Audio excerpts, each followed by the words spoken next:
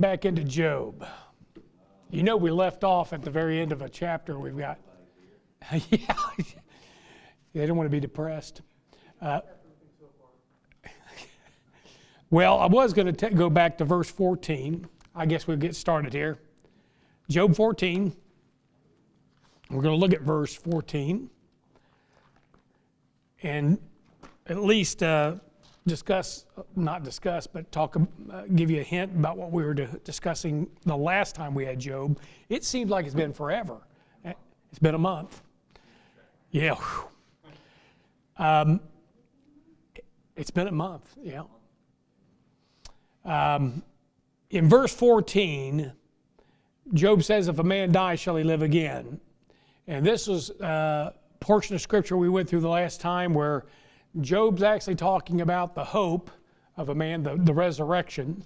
And we can see that he does believe. He talks about a change. He talks about the time when he'll be present for that judgment or present before God. And so at least for a few verses, Job's thinking about heavenly things or future things rather than what's happening to him right now. But then where we pick up the text is in verse 16, and you know what he says? The first two words, for now. We're back to the nasty now and we have left behind the sweet by and by. And you know, in looking at this verse 16, let's read it. It says, for now thou numberest my steps. Dost thou not watch over my sin? And as much as we'd love to be heavenly minded, as much as we'd love to set our affections on things above, it's the nasty now that drags us, our thoughts and our feelings and even our desire. It drags us right back down to this world. And that's why the Lord has to continually remind you to consider heavenly things, consider the future, consider the prophecies, because all that is going to come to pass no matter what happens down here. It will come to pass. And sometimes we allow this world to just cloud it to the point where, a lot of Christians don't even believe this stuff's going to happen anymore. But it's happening right in front of their eyes. They just don't realize it. And so Job says, for now thou numberest my steps. He's back to sitting around. I don't know if they got a campfire going or not, but he's just miserable. And so he starts out, he says, are you watching over my sin?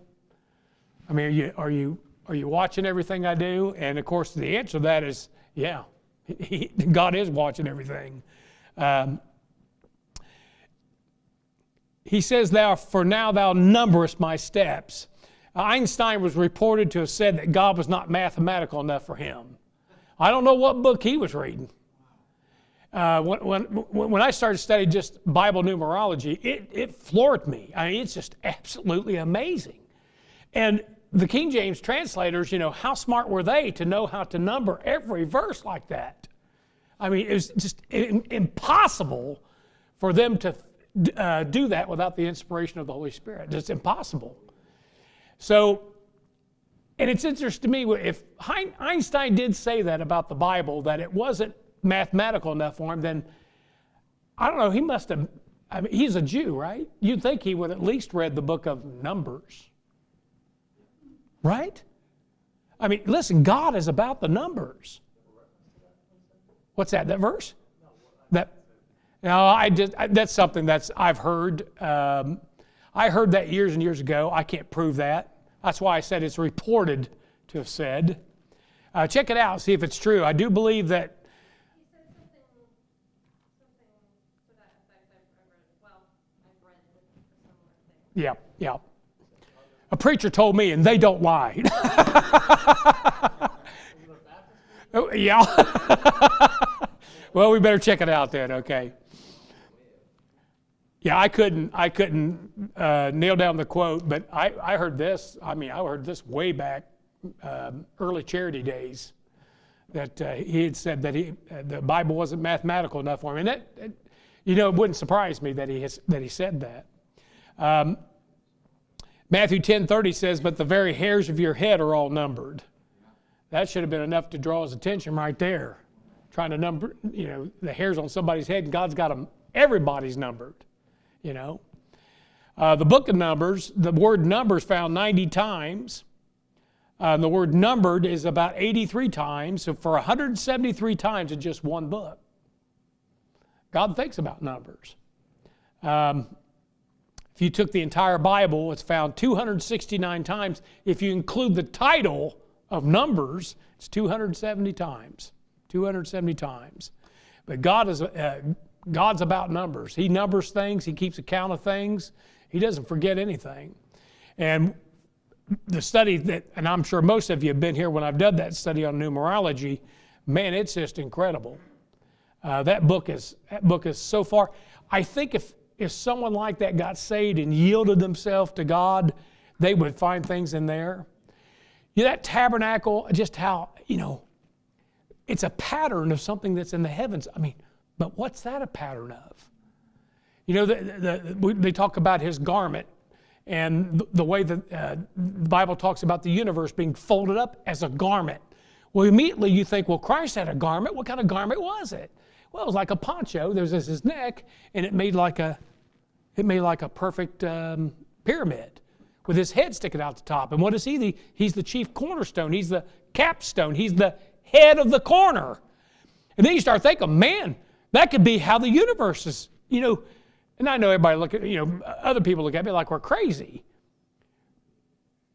But he is the chief cornerstone. He is the head of the corner, and he does have that. Why does God mention that garment? Why did he say they just took his clothes and they gambled for him and that was it? Why go into detail about the particular garment? Because God's trying to tell you something. He was here and he was clothed in the universe. God's clothes is the universe. When they stripped Jesus Christ of his clothes, God promised him one day that he would take off his too. God the Father said, "You want to see me naked? I'll show you naked." And when he rolls back that great deep and exposes that universe, it burns with a fervent heat. So God's about numbers. I think you could probably, I believe in the Bible that you could calculate the size of this universe if you just were able to study it out enough. And don't look at me to do it. I'm not that good with numbers. In the Bible says that every man's steps are numbered, but a good man's steps are ordered. That's interesting, isn't it? A good man's steps are ordered. Psalm 37:23, the steps of a good man are ordered by the Lord, and he delighteth in his way. So, even though your steps are numbered, if you're a good man or saved man, you can ask God to order your steps. In fact, look at Psalm 119, 133.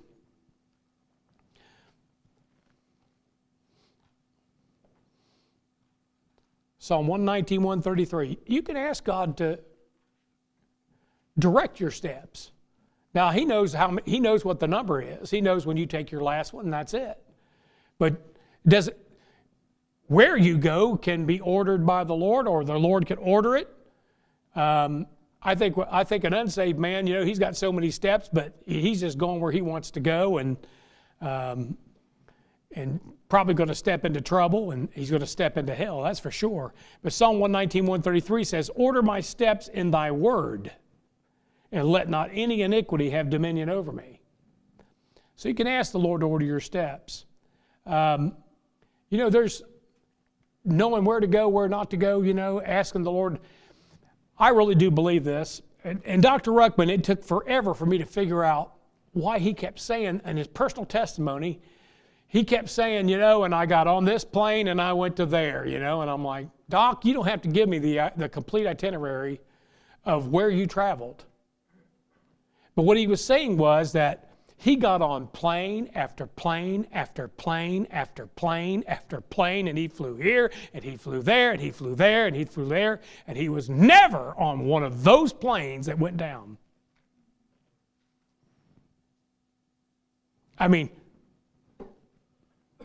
He kept telling me, And I went here, and I traveled here, and I flew here. And he said, I was in the air more than a pelican. I mean, he was making that. But what he was telling you was that his steps were ordered by the Lord. He never got on a flight that went down or crashed, and they happen all over the country. They happen all the time, especially when you're talking about 40, 50 years of ministry. Yet he never got on one of them planes. A good man's steps are ordered by the Lord. And I think that's true for you and I. I think that you stay close to the Lord, wherever that evil is, God knows how to keep you from it or get you around it. It's good to be in God's will, and it's good to have Him watching out for you. It's only when you get out of the way, man, you start stepping where you shouldn't be stepping. And then you get real trouble. So every man's steps are numbered, and a spiritual man's steps can be ordered by the Lord. And the last part of that verse says, For now thou numberest my steps, dost thou not watch over my sin? Well, whether you like it or not, God has you under 24-hour surveillance.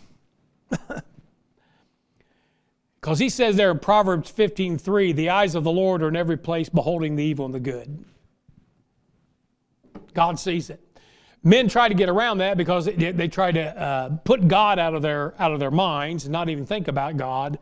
But they always go to some place dark, always dark. I like places that are lit up. How about you? I don't like going into a restaurant where it's so dark I can't see my food. I want to be able to see that food, look at that food, look under the bun, because I'm usually buying a hamburger. I just want to look at it. I want to be able to see what I'm eating. I want to make sure that, there's not something crawling on it alive or, big, long 8-inch hair in there or something like that. And you get into some dark place, it's hard to see. I guess bars are dark and discos are dark. Well, they don't have discos anymore. What do they call them anymore? What do they even call them these days? Huh? Club? Oh, just clubs? Clubs are dark. Any place of ill repute is going to be dark because men love darkness rather than light because their deeds were evil. And it doesn't help. God sees just as good in the dark as He does the daylight. Just because you and I can't see doesn't mean God doesn't know. So, He asked us, thou watch over my sin? Well, yeah. God sees it all. In verse 17, He says, my transgression is sealed up in a bag, and thou sewest up mine iniquity. You've heard the expression, it's in the bag. Like the deal is sealed. Also, the second part, we've got it all sewed up. You know what they do when they go to a crime scene and they collect evidence? Don't they put it in the bags? Yeah, God's got all the evidence in a bag. It's all sewed up, man. The case is sealed shut. And that's the case against you. If anybody stands before God, they're toast. Without Jesus Christ, without His redeeming blood, they're toast. Because God has all the evidence that He possibly needs to convict that individual. I mean, God has all the evidence of our sins bagged, tagged, and sewed shut. Matthew 12:36, but I say unto you that every idle word that men shall speak, they shall give account thereof in the day of judgment. Well, if God knows every idle word that you spoke, He knows everything else. He knows everything else. There's a passage over there, remember when they're praising Him, they said if these didn't praise Me, the rocks would cry out? And somebody brought this up. This is old, years ago, and we don't even use cassette tapes anymore or 8-tracks or anything else like that. But recording material on those cassette tapes, on that tape and stuff, came from rocks. I mean, that's the minerals that were on the back of that tape. That was the recording material. It came from rocks, came from the earth. And so, Yep. What was it again? The iron oxide? Iron oxide. Yeah. And your people are talking and they don't realize it, but the very rocks are recording everything they say. If God needs witnesses, it could be a tree, it could be a rock, Can you imagine? Bring that rock here. He'll testify against him. I was standing right there, Your Honor, when he said this. Huh? Dominion machine. Huh? Yeah, the walls have ears. You know what that's made out of, right? What's that made out of? Jimson, what's that made? Isn't that? It's rock. Yeah, limestone. Yeah, whatever it is, but it comes from the earth. And so God's, it's not like God can record it, and not just 3D. I mean, it can be surround sound, 3D, you name it. It's the whole, every second of your existence, and then play it back. There you go. Or a little bird told me over there in Ecclesiastes 12, it said a bird of the air shall tell the matter. So there's even these little secret things that are around, spirits, that are probably recording things too. And don't think the devil won't come in and testify against you. Huh? Yeah, just ask Job. The devil will come in and he will, in fact, he is the prosecuting attorney. What you need is a good lawyer. And we have an advocate with the Father, Jesus Christ the righteous. That's what you need. Man, a good lawyer makes the difference. Especially one that has extenuating evidence and circumstances and brings them before the judge. And the judge is just amazed at how good this lawyer is. Anyway, so God can seal up your transgressions in a bag. But God can also collect tears in a bottle. In Psalm 56:8, it says, Thou tellest my wanderings, put thou my tears into thy bottle, are they not in thy book? So he can collect tears in a bottle, or even put them in a book. God is a certain collector of things. It talks about your works.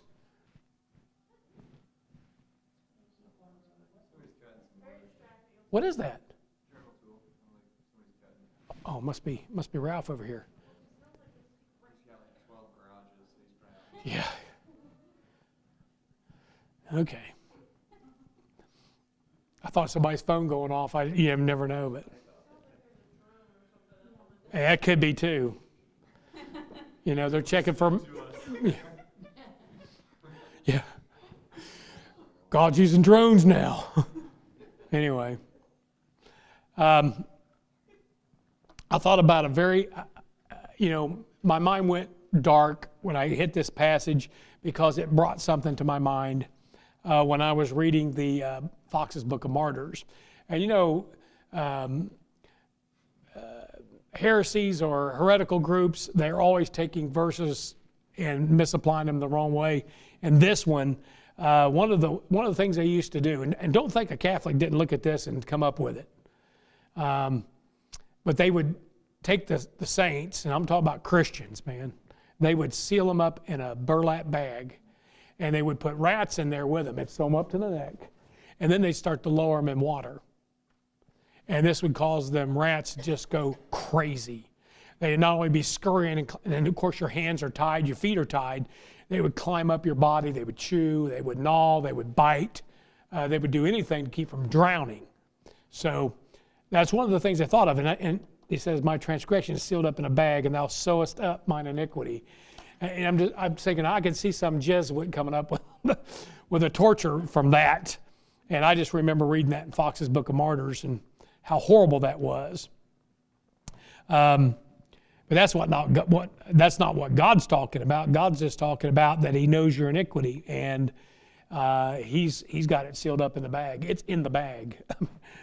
Anyway, verse 18, he says, And surely the mountain falling cometh to naught, and the rock is removed out of his place. We could apply this just in worldly things, but also in the tribulation. There's going to be something we'll look at. But in volcanic eruptions, you've got the entire top of a mountain that can disappear. When, Mount St. Helen, I remember, when I first really realized about that is I I worked at Monsanto at the time, and we were parked on top of a hill, and came out one day and I saw this grit. I mean, a lot of it deposited on the hoods of the cars. And come to find out, that was all the way from Mount St. Helens, and which is a long distance. A good portion of the side of that mountain literally disappeared. Whatever didn't explode outward just ran downward. And we're talking rocks the size of houses being propelled a mile in the air. The force of these things are greater than any hydrogen bomb we've ever set off. I mean, they're just incredible. Now, I don't know what it equated to at Mount St. Helens, but Mount Pinatubo, have you ever seen some of the footage? That's fascinating to me. It's just unbelievable. They show this thing going off, and there's a guy in the field with his ox. You know, it's over there in Philippines. And we had an Air Force base there. And when Mount Pinatubo erupted, you know, they got this picture, and I mean, it's like the whole mountain disappeared, but it's just like this huge plume. And they got this, what they call, can't remember the name of it, flow. It's a flow, but it's a lava, but they got a name for it, and I can't think of it. Pyroclastic flow, something like that. Anyway, but before, I mean, you see it blowing up, and you think, oh, I'm good. No, you're not. Oh, you better run for your life. But I mean, that thing will hit you with rocks for the first 5 miles. But then there's that cloud, and the next thing you know, it's raining. It's just raining this soot, and sometimes there's showers with it, so it's even worse. There's mudslides. But we're talking about ash that ends up being like 6 feet deep. And I mean, it just wiped out in that entire area. And that base shut down. That's it, man. They got out of there, and that was the end of that. But those things blow up. The force of those things is just, it's biblical. So he says there about, and surely the mountain falling cometh to naught, and the rock is removed out of his place. God can do that anytime he wants. You get extreme rains. They can cause massive erosion on mountainsides and cause them to have a mudslide. Have you ever seen a real bad mudslide? Bury a village. And they happen all over the world. I mean, you know, they happen. They can happen in Europe. They can happen anywhere. Asia, all over Asia, they can happen. And when these things happen, I mean, you never see anything like it, man. It's just the earth itself starts moving down a mountain. And it's just unbelievable how it's like liquefies. And the next thing you know, man, you'll take a car, just a house takes it. The power of these things is just unbelievable. I remember watching one, a mudslide, and people were on the road, and it was coming down the road. It was just, I don't know, it was parallel coming down the road. And it was just taking these cars and just pushing them. And it just kept piling up these cars. And, you know, it's not like, you know, one of them's strong enough or a wall or anything. It just kept moving, you know. And it's just like watching the flow from a volcano. Just see what stops it. You know, there's nothing to stop it. It just keeps coming. And there have been dam breaks. When a dam breaks, the force, I mean, you've got so much water coming so fast, it'll take a locomotive and just roll it along the ground. These are forces of nature, man. I mean, they're something. In the tribulation, and I think this is why Job might be saying this. I mean, it happens in life. Listen, these are the things that God allows that you hope you're not in the path of. And I mean, I've never been in the path of any of these things, and that's why I stay in Ohio. You know, I mean, I don't get anywhere near too big large a body of water. My pond, I don't think it can jump up and drown me. I might one day fall into it and never get out. Who knows? But you know, I try to stay away from areas, you know, where I think there's going to be a lot of danger. Ohio seems to be pretty flat. Okay, no mountains near me.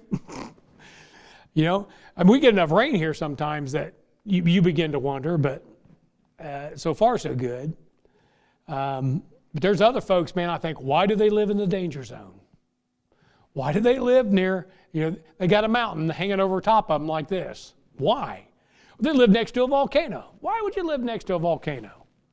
Huh? Didn't they learn in Pompeii not to do that? But here they are, living right next to the thing, and it starts spewing out smoke. They think, oh, look at that. I wonder if it's going to go. Next thing you know, they're screaming, running for their lives.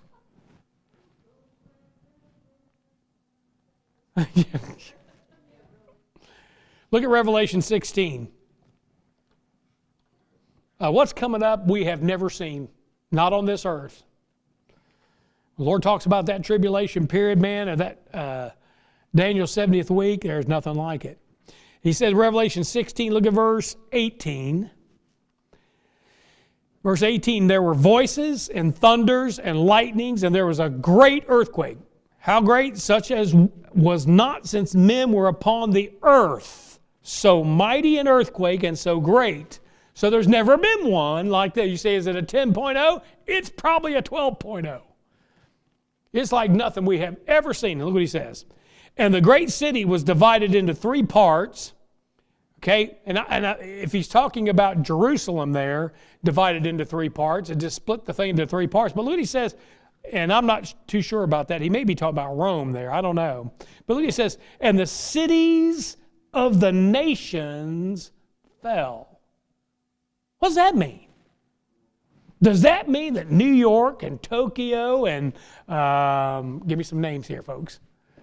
Moscow, Sydney, the great city, Chicago, the great cities of the world, Xenia, leveled to the ground, man. Waynesville. That's what it says. It says the cities of the nations fell. It shook so hard it leveled every city, every major city around the globe. We've never seen that, have we? It says, and great Babylon came in remembrance before God to give unto her the cup of the wine, the fierceness of his wrath. And look at this. And every island fled away. Now we're talking about tsunami style.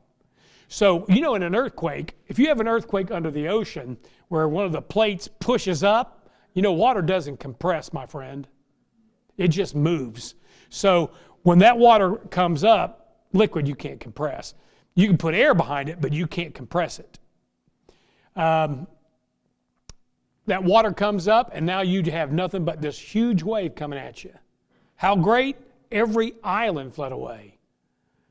Isn't Australia an island? Isn't England an island? Tasmania? Think about Hawaii. They're gone. According to this, and every island fled away, and the mountains were not found. Man, that is some earthquake. That's every one of them tectonic plates, man, just all over the globe. That's what's going to happen in the trib. So he says, and surely the mountain falling cometh to naught, and the rock is moved out of his place. God's going to make that happen. Look what he says, verse 19. The waters wear the stones. Thou washest away the things which grow, thou washest away the things which grow out of the dust of the earth, and thou destroyest the hope of man. Water wears stones a lot quicker than science ever thought. I love that, how old is the Grand Canyon? It's like, it took millions and millions of years, and this dunce cap telling you this. Well, go look at Mount St. Helens and see how that thing formed. Overnight, man, it completely changed the landscape. Well, what could a worldwide flood do? If I look back and checked how long it rained. It rained 40 days and 40 nights. Probably the Grand Canyon was produced in 40 days and 40 nights. And to think that little river running through there, cut that big thing through there, you have rocks for brains. That's why they got this long. They think they're so smart when God can do the thing in less than a couple months. Look what floods can do. You talk about change the way everything looks. If it's a big enough flood, it can change anything. But we were talking a worldwide flood, man. He is breaking up everything. So the waters can wear stones. Just put a stone under your gutter, when it comes out, just put a stone on there. In a couple years, you'll see where it's wore away. It didn't take millions of years. A couple years of good rain, and it'll start to wear that stone away. You ever hear Bill Nye's explanation of how the oceans were formed? Tens of billions of years of volcanic steam formed the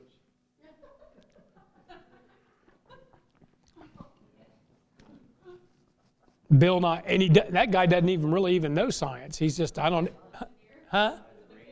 Yeah. Rocks for brains, man. He just hates God. I'm telling you, he does. I think who did he, Ken Ham?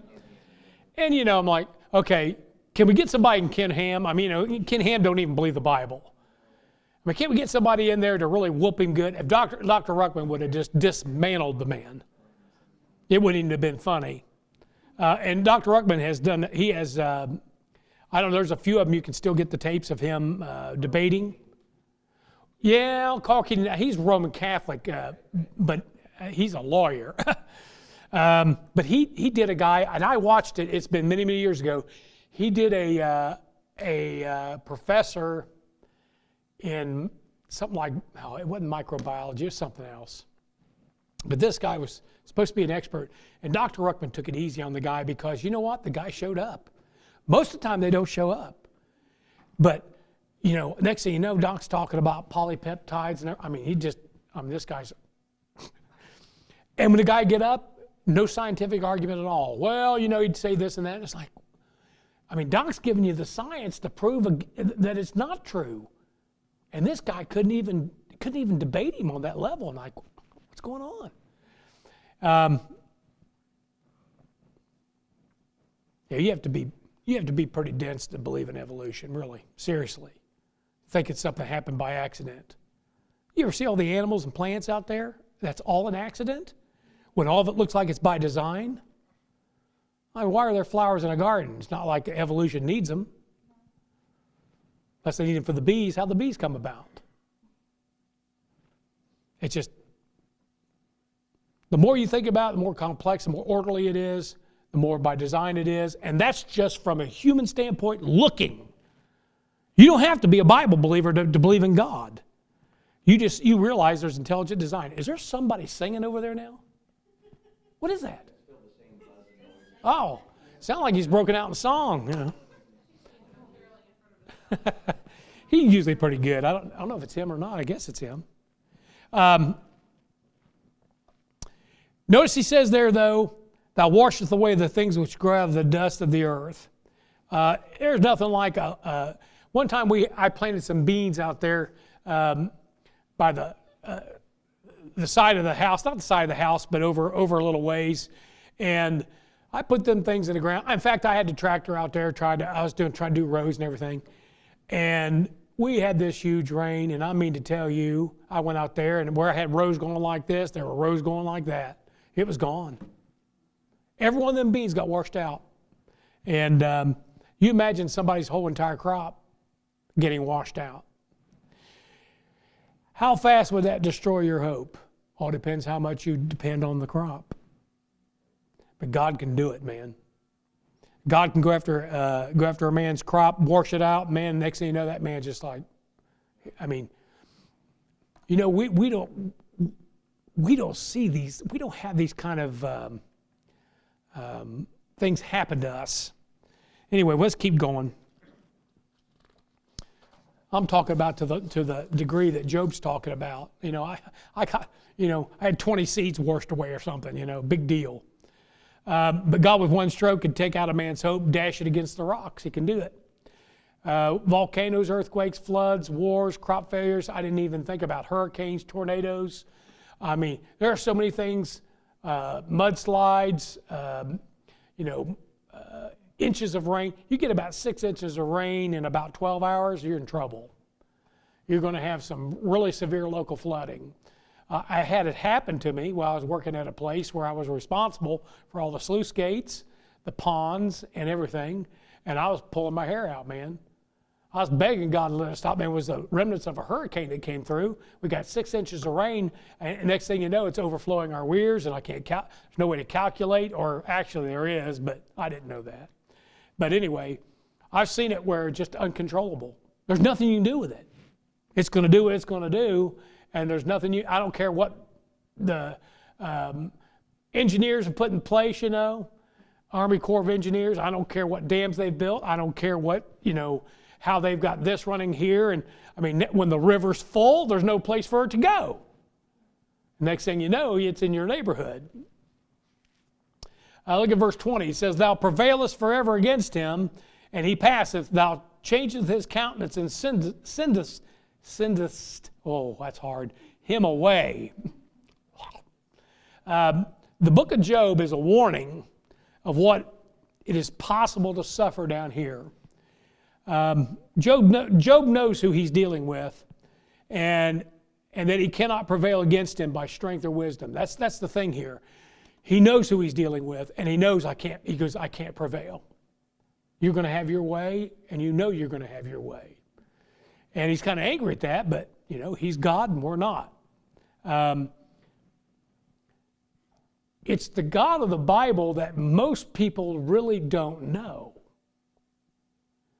Because when you're reading all this, and I mean, go look at God's judgments against the nations in the book of Isaiah. How he just goes into this minute detail. I'm telling you, the God that we're dealing with is not the God that's being preached in the pulpits. They've left out a huge part of who God is. It's like, I know you guys. I mean, you come in here, you put on a nice face. I don't know how you are at home. Okay? I might find out, you're a madman at home. I might find out you're a crazy woman at home. Raise your hand if you are. Okay. But I've not seen every side of you. And it's hard. Listen, it's one thing, you can say, well, I really love so-and-so, but you really don't know so-and-so. If you had to live with so-and-so, it's like, hearing a wife complaining about her husband, Don't be too quick to judge. You ain't never been home with that boy. Okay? And the other way around, don't be too quick to judge him. You ain't never been home with his wife. And see how she acts toward him. God knows who he's dealing with because God gives you all sides to him. He says, I'm jealous. And he means it. And he'll hurt somebody. He'll make them suffer because he gets jealous. Jealousy is as cruel as the grave. Now, love is as strong as death. He'll die for you. But make him jealous and he'll hurt you. Anybody been hearing that God in the pulpit lately? Go anywhere and see if you hear that. It's right here in this book. Huh? You're getting it every week here. They'll say, oh, you're too far. I'm just trying to balance out. I understand a little bit more about God because reading through the book of Job. He says, you prevailed, thou prevailest forever against him, and he passeth away, You're not going to put one over on God. You're going to die, and that's going to be the end of it. We'll get to the second part there, but God prevails and you die, okay? But sometimes you die before you ever hit the ground. In other words, God will take the hope right out of your heart. He'll destroy it. He'll take it. If you ever look at an instance, and I never, Dr. Ruckman's the one that brought this up, and I got to thinking about it, and I thought, I'm going to bring it out too. He said, take Jacob, for instance. You know that Jacob suffered separation from his own family for decades. I mean, it was like 2 decades. He suffered that type of withdrawal from his mom and his dad. Now, I don't think he's really concerned about seeing Esau too soon, but I mean, he had to leave his mom and his dad. That would be hard. That would be hard. We're talking about a single man at the time. Jacob got the news that his firstborn was committing incest with his wife. Like one of his wives, but I'm sure that'd really be fun to hear. One of your own children have done something that horrendous. You don't get over those kind of things too quick. You know that? You don't. Jacob was handed a bloody garment, supposing it was his youngest being torn to pieces by a wild animal. It'd be like somebody coming and telling you your kid just got ran over by a bus or a car. You know, that'd stay with you, wouldn't it? There's some suffering in that. And here's the thing, his own children hatched the plot. You imagine when he found out that? When he's sitting there looking at, because he finds out Joseph's alive, and he's sitting there looking at Joseph, and he's just looking around at them. Oh, you know he was looking daggers at him. They had lied to him for how many years? 25. Telling him his son was dead. And they didn't know if he was dead or not. They figured he might have been. And they told him he had died and been torn apart by animals. Man, there's some suffering there, I'm telling you. There's some huge suffering there. Jacob had the stress of trying to feed a very large family and servants. He had 80 people he was responsible for. And he was in a very long famine. We know that famine was going to be 7 years. And here he's trying to take care of over 80 people, because it's like 78 of them, I guess, is the actual number, but 78 or 77. But he ends up going into Egypt so that he can survive. But all that time, he's pulling out his hair. You know what he's saying? He's all the time saying, well, we need to take Benjamin with us. That he wants to see Benjamin or he won't give us the corn. He says, you're going to bring my gray hairs down to the grave with sorrow. And that's the thing, man. This world can bring a lot of sorrow. I got a couple verses here about death. It says, all things come, because it says, thou prevailest forever against him, and he passeth. All things come alike to all. This is Ecclesiastes 9, verse 2 and 3. And there is one event to the righteous and to the wicked, to the good and to the clean, to the unclean, to him that sacrificeth, to him that sacrificeth not. As is the good, so is the sinner. He that sweareth is he that feareth an oath. This is an evil among all things that are done under the sun, that there is one event unto all. Yea, also the heart of the sons of men is full of evil, and madness is in their heart while they live, and after that they go to the dead. Everybody's going to die unless the Lord tarries. As Dr. Ruckman put it, unless God blows the trumpet of reveille before he blows taps. I mean, he could always blow the trumpet of reveille. Reveille. Y'all know what that means, reveille? Okay. Okay, there's the difference. Okay, just Ecclesiastes 8:8 says, there is no man that hath power over the spirit to retain the spirit, neither hath he power in the day of death. And there is no discharge in that war, neither shall wickedness deliver those that are given to it. No discharge in that war. In other words, unless the Lord does come back, if the Lord tarries, we're all going to get put to bed with a shovel. That's just the way it is. And we're all going to go through some things. But I'll tell you what, man, I don't know about you, maybe not you, but me. God's been awful good to me. I've not gone through hardly anything. Dr. Ruckman used to say that all the time. He said, well, we spoiled because we haven't really gone through that much. Haven't really suffered. Now, Dr. Ruckman got hit by a train, but that's because he didn't look both ways. Because there were 2 trains that day. No, actually, I think he's trying to get across the truck. He was driving Brother Taylor's truck as a paint truck. That's what he did for a living. And he wanted to borrow it and go pick up a rototiller, do his garden. And he saw the train thing came down. He's thinking to himself, hey, I've rented this thing by the hour. I better get on down the road with that rototiller, and get it back. Then, sometimes you can rent them for 4 hours instead of a whole day. We got on those tracks, and man, that thing, I guess it was a automatic, and it stalled out right on those tracks. And Dr. Ruckman, if you've ever heard it, you got to listen. He explains how the number on that locomotive is seared into his mind forever. It hits him, and I think, does another train come and hit him and bring him back the other way? Or okay. I can't remember exactly how it goes, but all I know it drug him down the track. He ends up jumping out of the car, okay? And, he's all busted up, broken ribs. He preaches that Sunday.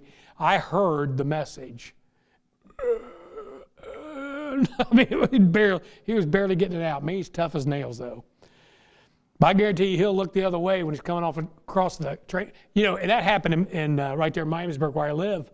There's a double set of tracks, and some of the boys from our neighborhood got in a car and they were going across, and they saw that the train was way down the tracks. They started on the tracks, and the train hit them from the other direction. There were two trains.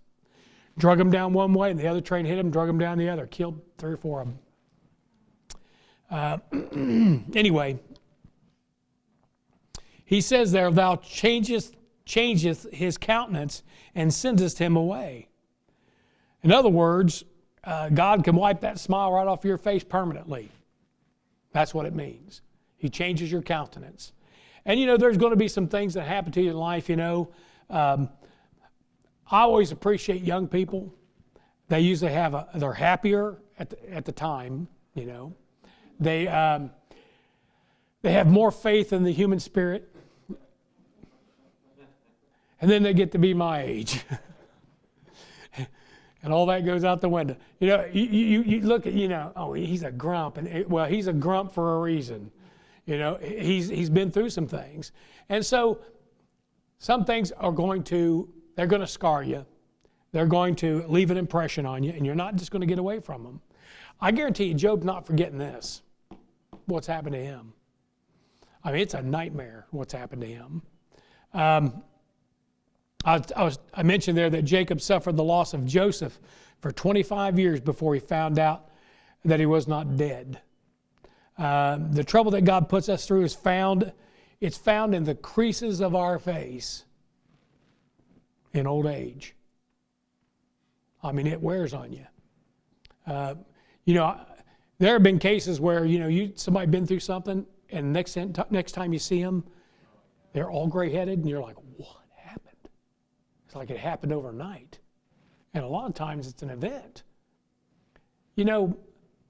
Kids can put gray hair on their father and their mother because of how they act, because, it's so heartbreaking and something that you can't control. Now I hear beeping. Sounds like the train's coming. Yeah.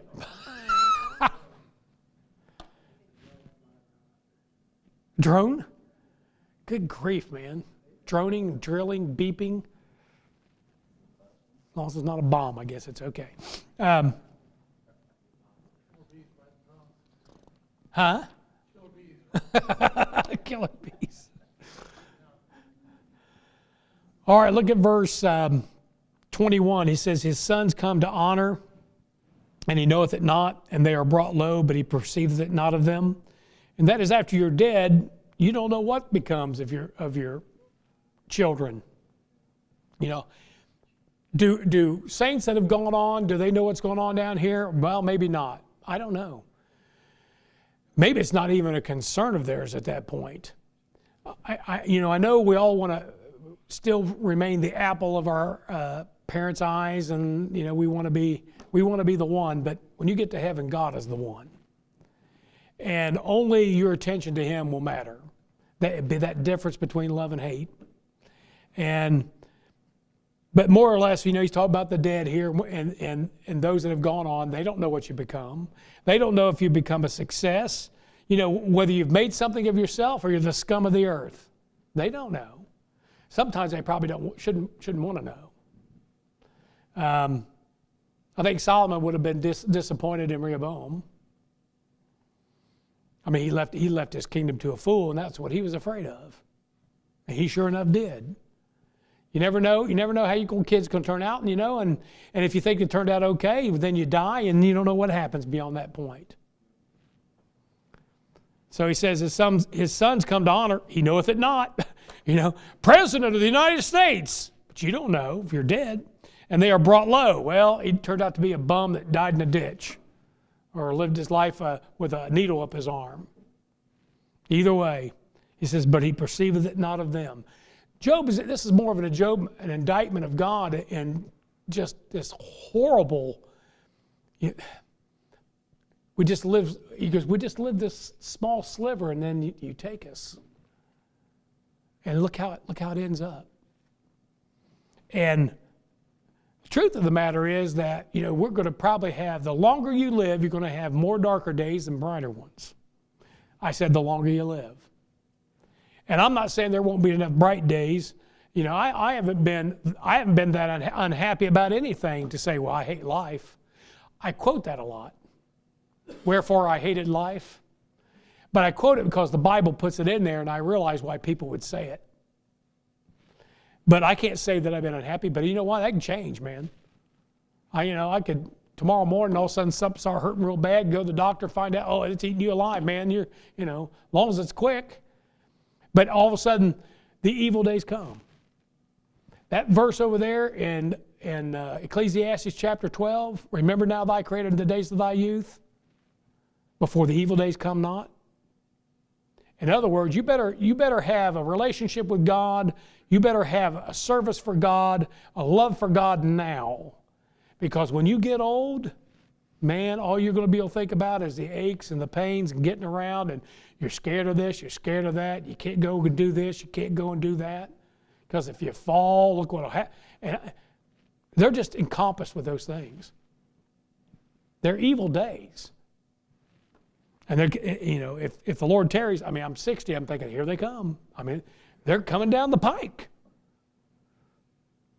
Let's hope the rapture happens before it's full blown. All right, let's look at the last verse. It says, but his flesh upon him shall have pain, his soul within him shall mourn.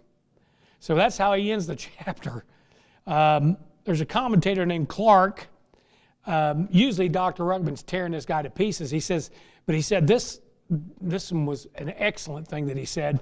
And he says this, the sum of the life of man is this, pain of body and distress of soul. And he is seldom without the one or the other, and often both. And that is, there's usually pain of body, distress of soul, either one or sometimes both. And this is true. Let me give you the three verses. Jacob, this is said about Jacob, all three verses. In Genesis 42:38, he said, my son shall not go down with you, for his brother is dead, thinking about Joseph, and he is left alone. That's Benjamin he's talking about. If mischief befall him by the way in the which ye go, he shall bring down my gray hairs with sorrow to the grave. And Genesis 44:29, and if you take this also from me, and mischief befall him, he shall bring down my gray hairs with sorrow to the grave. And this is, I believe this is Judah talking. It shall come to pass when he seeth that the lad is not with us, that he will die, and thy servant shall bring down the gray hairs of thy servant our father with sorrow to the grave. This is where Judah steps up and says, take me as a slave in the place of Benjamin, let the boy go, and just put me in slavery. Do whatever you want to me. That's why the Lord comes from Judah.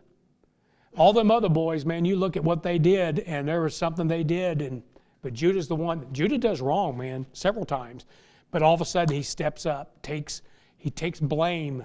He takes the blame for himself. He promised his father, he said, I'll bring the boy home. And then Joseph said, he ain't going home. Well, I'll tell you, Joseph wasn't easy on him. But now, they weren't too easy on him, were they? But I'll tell you, that's something. So there's always going to be something in life. And it seems like, if things start going right, just wait a while. Everything going right for you? Just wait a while. Absolutely you can expect something. Usually, this happens in the church, and it happens in the book of Acts. When things are really going right and God's blessing, next thing you know, the bottom drops out. I've seen it happen in this church over the years. Things are going well, and then all of a sudden, man, something just tears it up. And listen, faith in the good times, you don't need much, but you got to have just as much faith in the bad times. Now that's my phone. And it's supposed to be on silent. I don't know.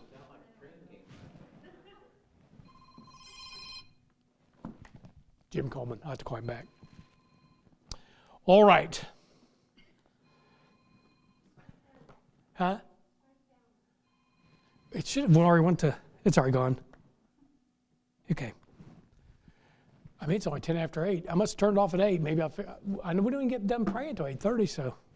Anyway, any questions about tonight's study? We're just getting back into Job. Now, we are going to start a new chapter. That'll be nice. So